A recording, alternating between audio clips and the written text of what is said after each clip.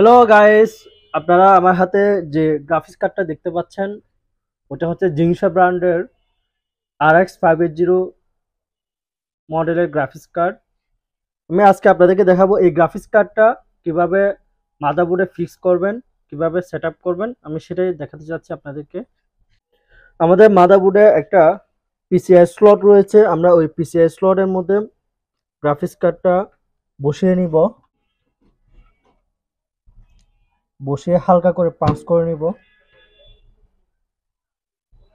দেন আমরা এখানে একটা স্ক্রু দিয়ে ফিক্স করে দিব।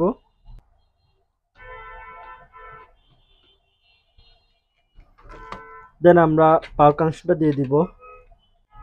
আপনাদেরকে একটা বিষয় বলে রাখি, আপনি যদি এই পাওয়ার কানেকশনটা না দেন তাহলে আপনার এই গ্রাফিক্স কার্ডে কোনো অবস্থাতেই ডিসপ্লে আসবে না।